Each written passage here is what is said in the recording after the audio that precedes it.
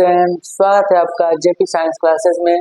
देखिए आज हम पढ़ने वाले हैं क्लास 10th का साइंस का फिजिक्स में चैप्टर फर्स्ट। आज हम क्या पढ़ने वाले हैं?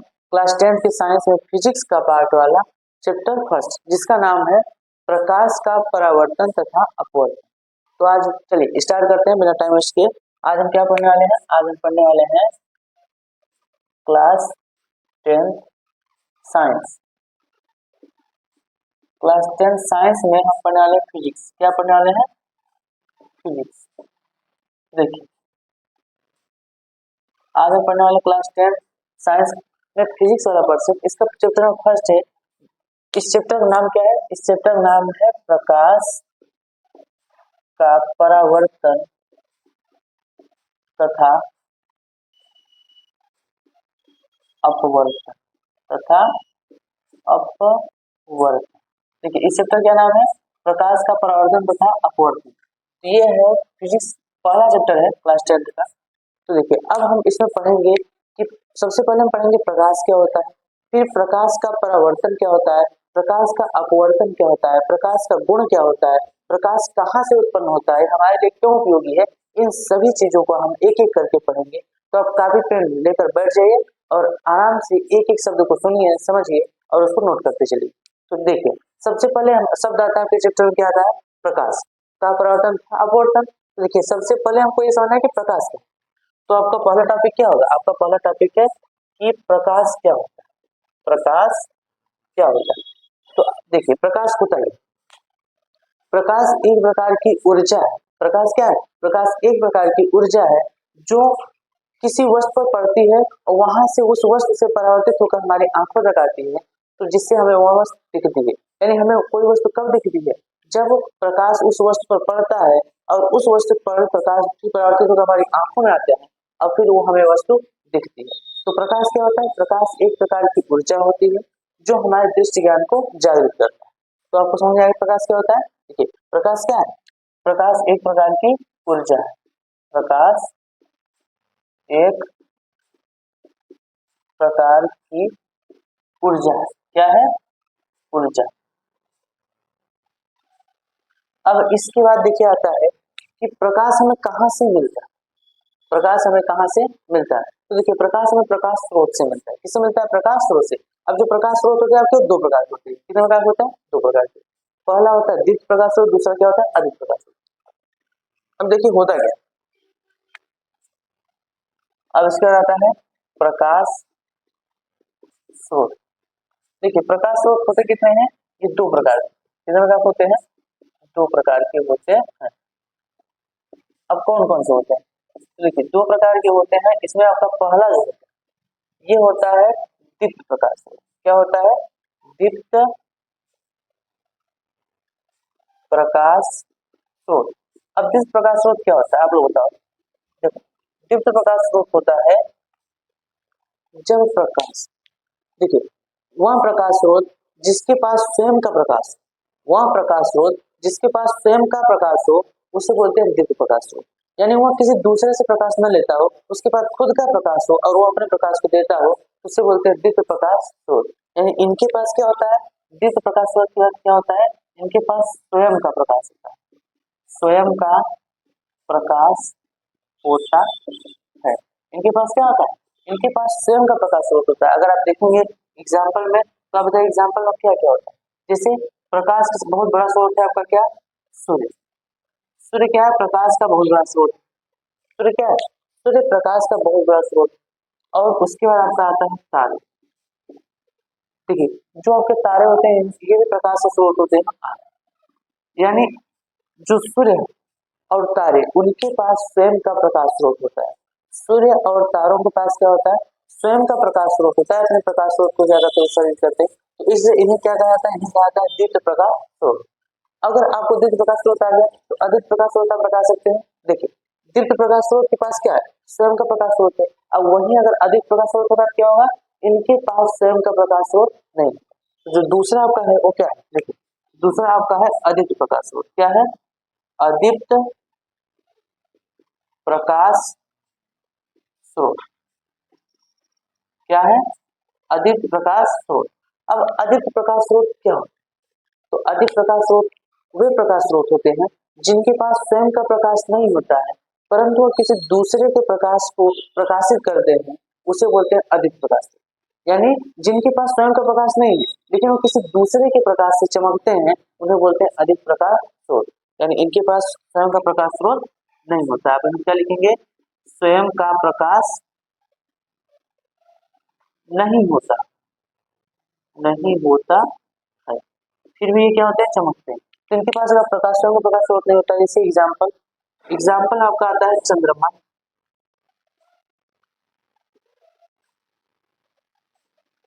चंद्रमा आता है आपका, कांच आता है।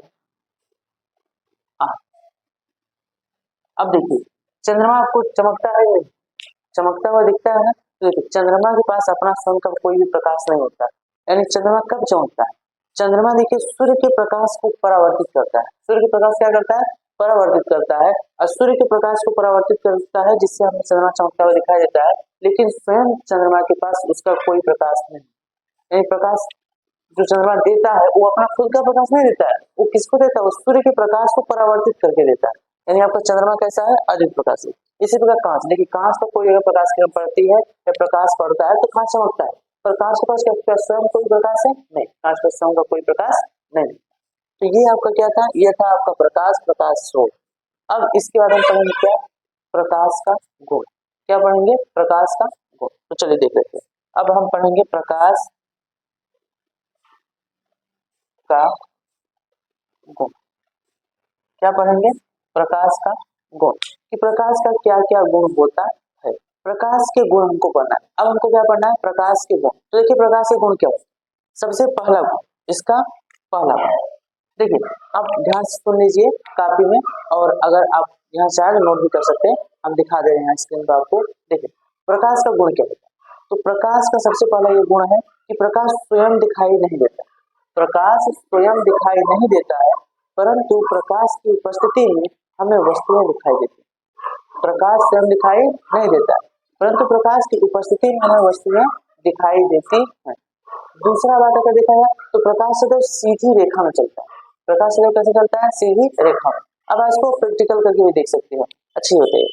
अगर प्रकाश सीधी रेखा में नहीं चलता तो ये जो छत आप बनाते हैं घर पर, तो क्या छत बनाने का कोई मतलब रह जाता है? देखिए आप क्या करते हैं? छत बनाते हैं और आप उसके बाद क्या होता है? ऊपर से आपने छत बना दिया, लेकिन प्रकाश अगर सीधी रेखा में नहीं चलता तो प्रकाश आपका जो गेट खोलता है, गेट नीचे अंदर आता है और आपको धूप लग जाता है, यानी छत का कोई मतलब न। तो याद रखो कि प्रकाश हमेशा सीधी रेखा में चलता है। कैसे चलता है? सीधी रेखा में। ये आपका प्रकाश का दूसरा गुण होगा। फिर प्रकाश का तीसरा गुण क्या होता है? कि प्रकाश किसी भी माध्यम में चल सकता है, मतलब प्रकाश को चलने के लिए किसी माध्यम की आवश्यकता नहीं। प्रकाश को चलने के लिए किसी माध्यम की आवश्यकता नहीं होती।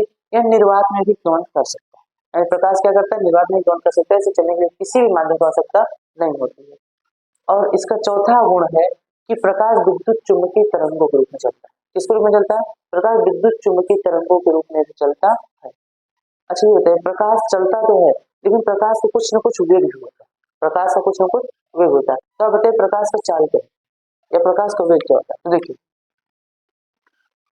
अगर आपसे पूछा जाए प्रकाश की चाल, तो आप बताओ प्रकाश की चाल कितना होता है?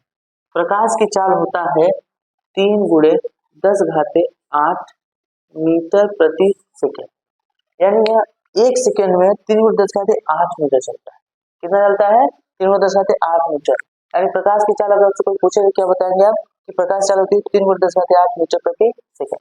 और इसे प्रकाश की चाल को सी से दर्शाते हैं। किससे दर्शाते हैं? सी से। इस प्रकाश की चाल को किससे दर्शाते हैं? सी से। अब सी वाला लिख सकते हैं 3×10⁸ मीटर प्रति सेकेंड। ये कुछ प्रकाश के गुण हैं जिसको आपको याद रखना। प्रकाश का गुण देखने वाले अब हमें एक और छोटा सा टॉपिक पढ़ लेते हैं कि प्रकाशिक माध्यम। प्रकाशिक माध्यम क्या होता है? तो देखिए अब हम क्या पढ़ने वाले हैं? अब हम पढ़ने वाले हैं प्रकाशिक माध्यम। क्या पढ़ने वाले हैं? प्रकाशिक माध्यम। प्रकाशिक माध्यम क्या? देखो प्रकाश जहां चलता है उसे बोलते हैं माध्यम। अब प्रकाशिक माध्यम क्या होते हैं? तो देखिए आपके प्रकाशिक माध्यम 3 कितने होते हैं? 3। यानी प्रकाश किन किन माध्यमों में गमन कर सकता है, इसके आधार पर प्रकाश को बांटा गया तो उसको कहा गया प्रकाशिक माध्यम। तो प्रकाशिक माध्यम 3 होते हैं। कितने होते हैं? 3। देखिए कौन कौन से? आपका पहला होता है प्रकाशीय माध्यम पहला होता है पारदर्शक माध्यम। क्या होता है? पारदर्शक माध्यम। अब पारदर्शक माध्यम क्या होता है?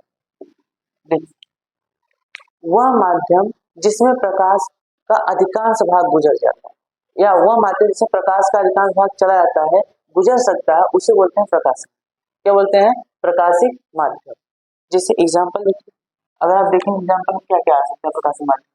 प्रकाशिक माध्यम में आपका आता है वायु, कांच। देखिए, वायु और कांच में क्या होता है? प्रकाश पूरे तरीके से है, इसका अधिकांश भाग गमन कर सकता है। प्रकाश अधिकांश क्या करता है? गमन कर सकता है। इसमें वायु है और कांच, तो इसको बोलते हैं प्रकाशिक माध्यम। अब दूसरा आपका आता है, दूसरा आता है आपका पारभाषक माध्यम। क्या आता है? पारभाषक माध्यम। अब देखिए पारभाषक माध्यम क्या होता है? वह माध्यम जिसमें प्रकाश का आंशिक भाग गमन कर सकता है। वह माध्यम जिसमें प्रकाश का मात्र कुछ भाग, आंशिक भाग मतलब होता है कुछ भाग गमन कर सकता है, वो आपका क्या होता है? वो होता है आपका पारभाषक माध्यम। जैसे एग्जाम्पल में क्या क्या आ सकता है? तो देखिए, इसमें आता है आपका घिसा हुआ कांच। कैसा? घिसा हुआ कांच। घिसा हुआ कांच। इसके बाद आता है गंदा जल। गंदा जल आदि। देखिए, जो घिसा हुआ कांच होता है, मतलब अगर सही से घिसा हुआ मतलब क्या होता है? उस पर लकीरें हो, स्पष्ट कांच ना हो, जो घिसा हुआ कांच होता है उसमें क्या होता है? प्रकाश पारभाषक माध्यम होता है, यानी उसमें प्रकाश का पूर्ण रूप से गमन नहीं होता है, आंशिक भाग ही गमन हो पाता है, कुछ भाग उसमें जा पाता है, तो उसे बोलते हैं आपका घिसा हुआ कांच में जो जाता है आपको पारभाषक माध्यम होता है। फिर आपका गंदा जल। गंदा जल में भी जो आपका प्रकाश होता है पूरी तरीके से नहीं जा पाता है, इसमें भी आंशिक रूप से आता है, तो इसको बोलते हैं पारभाषक माध्यम। इसका तीसरा माध्यम है आपका अपारदर्शक माध्यम। तीसरा क्या है? पारदर्शक। पहला आपका था पारदर्शक, दूसरा पारभाषक, तीसरा होता है अपारदर्शक।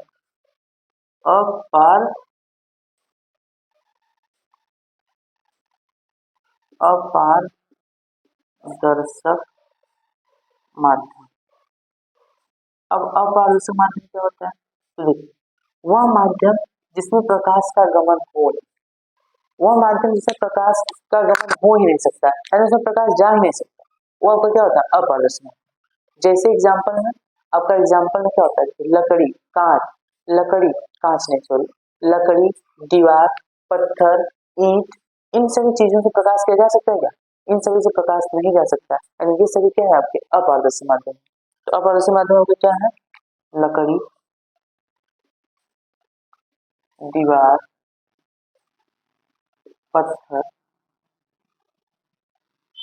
आदि, यानी इन सभी से प्रकाश का गमन नहीं हो सकता, तो क्या बोलते हैं? अपारदर्शक।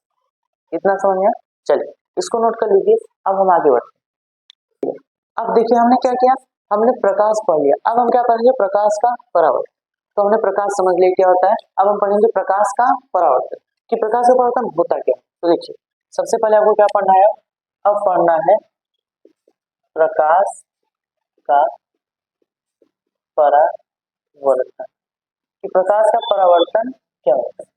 तो देखिए, प्रकाश का परावर्तन होता है जब प्रकाश किसी माध्यम में जाती है और वह किसी समतल या पालिश युक्त सतह से टकराती है, तो उसका अधिकांश भाग उसी माध्यम में वापस लौट जाता है। प्रकाश की इस घटना को प्रकाश का परावर्तन कहते हैं।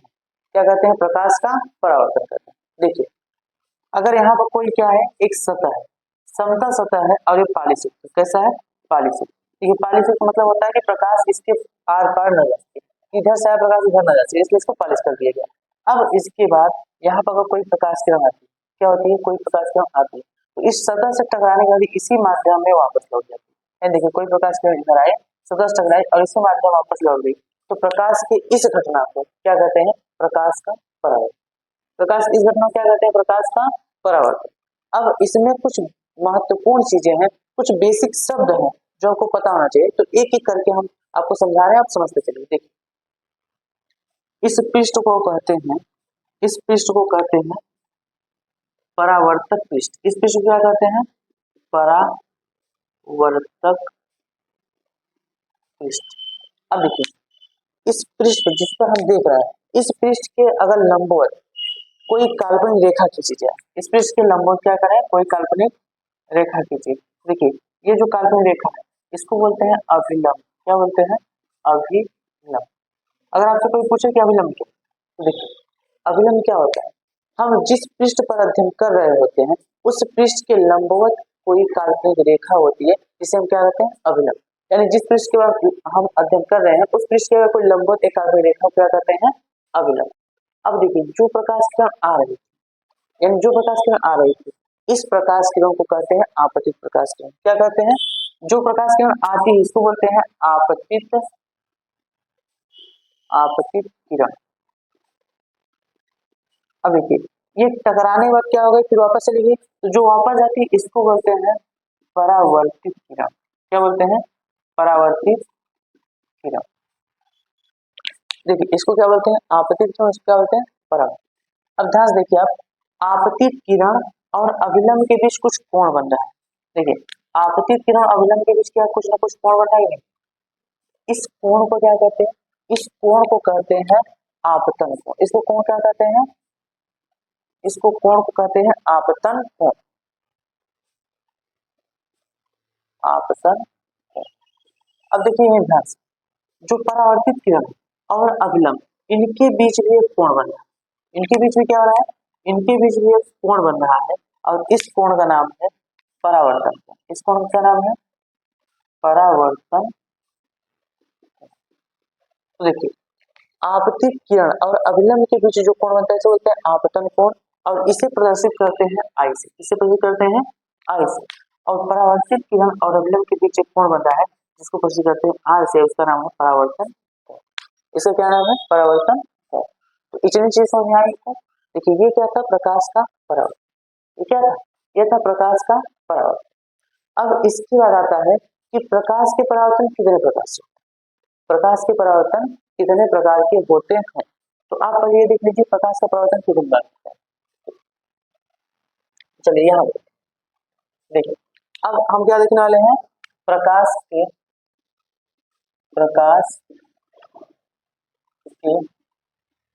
परावर्तन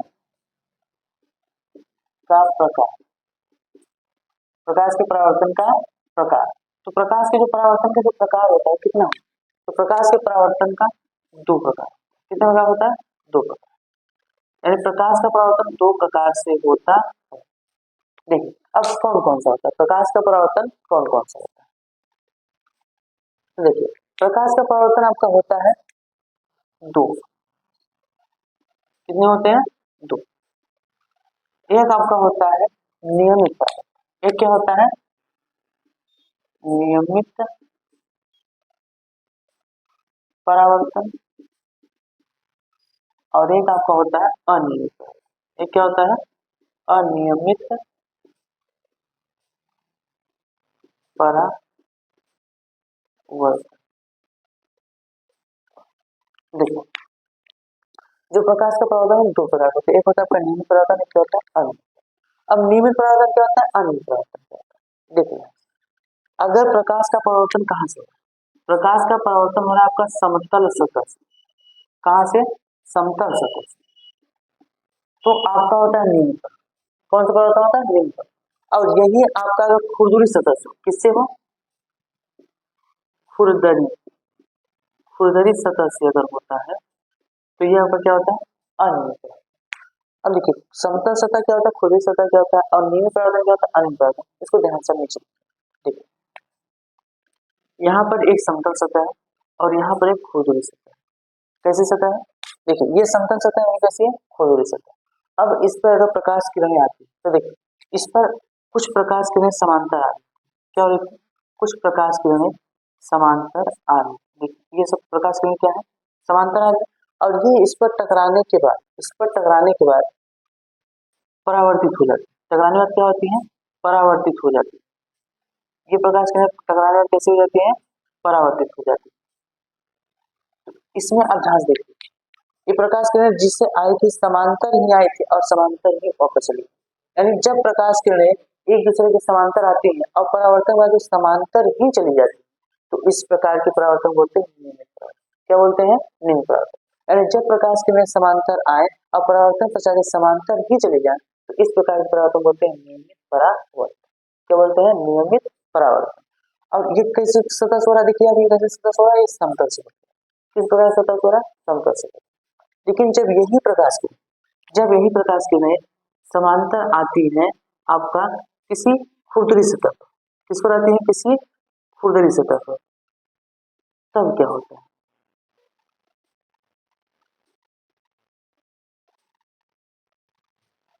देखिए ये प्रकाश किरणें समांतर तो आती है लेकिन परावर्तन के पश्चात ये अनियमित दिशाओं में चली जाती है। ये कहाँ चली जाती है? अनियमित दिशा।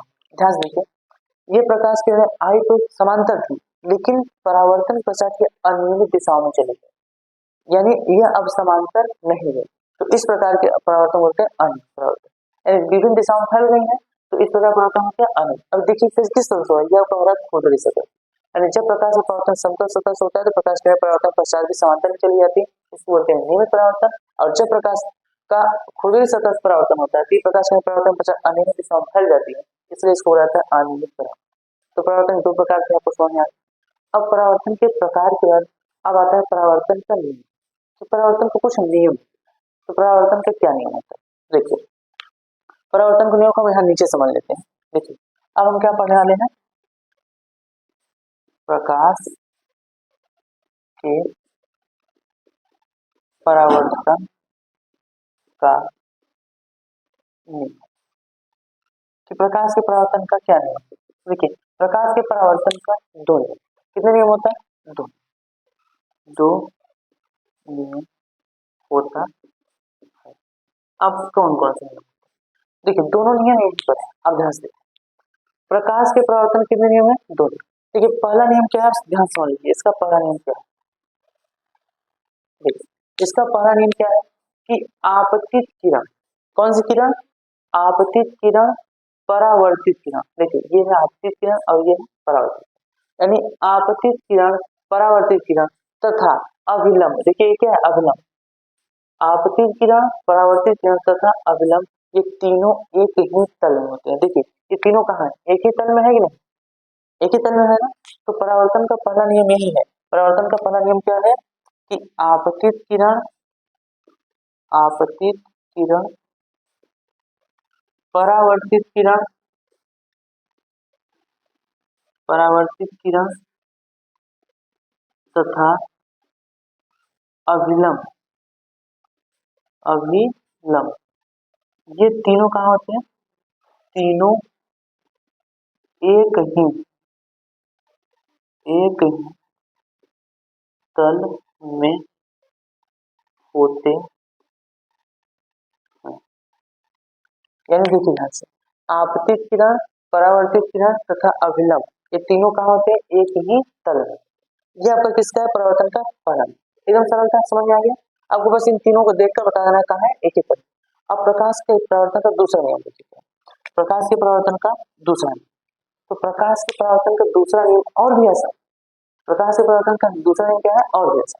देखिए वो क्या है कि आपका आपतन कोण जो आई, आपतन कोण आई परावर्तन कोण आर के बराबर होता है।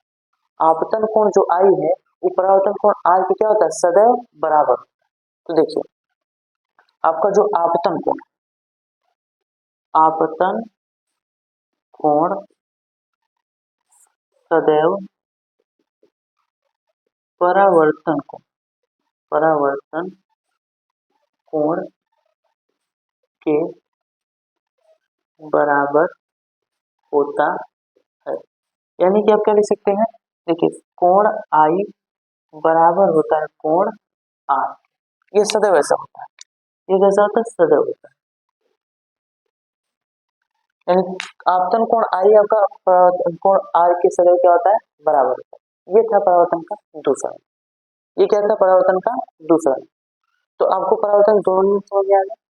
तो इन परावर्तन के दोनों नियम को समझ लीजिए और नोट कर लीजिए। हम आगे बढ़ते हैं। इसके बाद एक छोटा सा टॉपिक आता है जिसका नाम है प्रकाश की उत्क्रमणीयता का सिद्धांत। इसके बाद क्या है? एक छोटा सा टॉपिक जिसका नाम है प्रकाश की उत्क्रमणीयता का सिद्धांत। चलिए देख लेते हैं। अब इसके बाद क्या टॉपिक है? प्रकाश की उत्क्रमणीयता ये होता है। यानी प्रकाश की उत्क्रमणीयता क्या होता है? देखिए, प्रकाश में उत्क्रमणीयता का गुण होता है। उत्क्रमणीयता मतलब क्या होता है? वह देखिए, उत्क्रमणीयता क्या होता है एकदम सिंपल समझ सकते हैं, बोर्ड पर देखिए, यहाँ पर क्या है, एक परावर्तक पृष्ठ है, एक क्या है, परावर्तक पृष्ठ है। इस परावर्तक पृष्ठ पर कोई प्रकाश किरण ऐसे आई और यहाँ से टकराने में परावर्तित हो गई। टकराने क्या हो गई? परावर्तित हो गई। अब ध्यान दीजिए, कोई प्रकाश किरण आई और इसके बाद टकराने क्या होगी? परावर्तित। अगर यहाँ पर हम कोई एक दूसरा कांच लगा दें, क्या लगा दें? एक कोई कांच लगा दें एकदम सीधे सीधे, मतलब देखिए, इस पर अगर प्रकाश किरण क्या हो, 90 अंश पर जाए। कितने अंश पर जाए? 90। तो देखिए, अगर इसके सामने एकदम सीधे कोई प्रकाश हम दर्पण लगा दें तो ये प्रकाश किरण जो जा रही है, इस दर्पण से टकराने के बाद दोबारा यहाँ पर क्या होती है? वापस इसी मार्ग पर आती है और जैसे आई थी, देखिए, जैसे गई थी उसी मार्ग पर, उसी पथ पर दोबारा वापस लौट जाती है। तो प्रकाश के इस गुण को कहते हैं प्रकाश की उत्क्रमणीयता का सिद्धांत। प्रकाश के इस गुण को क्या कहते हैं? प्रकाश की उत्क्रमणीयता का सिद्धांत। अगर आप इसको लिखना चाहें तो लिख सकते हैं। चलिए, यहाँ डेफिनेशन है, इसको देख लीजिए। देखिए, होता क्या है, प्रकाश की उत्क्रमणीयता का सिद्धांत क्या होता है कि जब प्रकाश किरण किसी माध्यम में आई, परावर्तित होकर अब वापस लौट जा रही थी और इसके सामने कोई एक अन्य दर्पण या फिर परावर्तक पृष्ठ रख दिया जाए, तो इस परावर्तक पृष्ठ से क्या होता है? टकरा कर फिर से वो वापस इसी रास्ते से चली जाती है। इसी बोलते हैं प्रकाश की उत्क्रमणीयता का या प्रकाश की उत्क्रमण रेखा। ये समझ में आ गया आपको? देखिए, इसके बाद इसको समझाने के दौरान हमने एक शब्द का यूज किया, दर्पण। किसका यूज किया? दर्पण। तो अब आपको पढ़ना है दर्पण कि दर्पण क्या होता है। तो देखिए, अब हम पढ़ेंगे क्या? दर्पण। तो देखिए, अब हम पढ़ेंगे दर्पण। दर्पण किसे कहते हैं? देखिए, एक समतल पारदर्शी पृष्ठ है, उस पृष्ठ के एक सतह को पालिश कर दिया जाए। किससे? आपका रेड ऑक्साइड से। किससे पालिश कर दिया जाए? Red oxide. अब रेड ऑक्साइड क्या होता है? देखिए, रेड ऑक्साइड होता है आपका फेरिक ऑक्साइड, जिसका सूत्र होता है Fe2O3। फेरिक ऑक्साइड के से उसको अगर हम लेप कर दें तो उसका एक सतह को लेप करने से दूसरा पृष्ठ जो होता है, उसका दूसरा सतह वो परावर्तक हो जाता है। कैसा हो जाता है? परावर्तक। तो इसी को बोलते हैं दर्पण। क्या बोलते हैं? दर्पण। यानी दर्पण में होता क्या है? देखिए, एक पारदर्शी पृष्ठ के एक सतह को एक सतह को क्या करें? Red oxide. देखिए, रेड ऑक्साइड जिसका सूत्र होता है Fe2O3। यानी इसका नाम क्या होता है? देखिए, इसका नाम क्या होता है? अब इसका नाम अगर लिखना चाहे, इसका नाम लिख सकते हैं, ये होता है फेरिक ऑक्साइड। अब इसका नाम रेड क्यों पड़ा? देखिए, इसका जो रंग होता है वो कैसा होता है? लाल होता है। इसका रंग कैसा होता है? लाल। इसलिए इसका नाम रखा गया रेड ऑक्साइड। तो रेड ऑक्साइड की क्या करते हैं? रेड ऑक्साइड का पालिश कर पालिश करके इसके दूसरे सतह को पालिश करके दूसरे सतह को कैसा? परावर्तक बना दिया गया। परावर्तक बना दिया जाए। तो इसे क्या कहते हैं? इसी को बोलते हैं दर्पण। यानी कोई पारदर्शी पृष्ठ है, उसके एक सतह क्या करें? रेड ऑक्साइड से क्या कर दें? लेप कर दें और दूसरा पृष्ठ उसमें कैसा हो जाता है? परावर्तक हो जाता है। देखिए, यहाँ पर जो पृष्ठ लिखा है इसके आधार पर आप माध्यम पे लिख सकते हैं। क्या लिख सकते हैं? माध्यम। कि कोई अगर एक पारदर्शी माध्यम है, उसके एक पृष्ठ को क्या करें?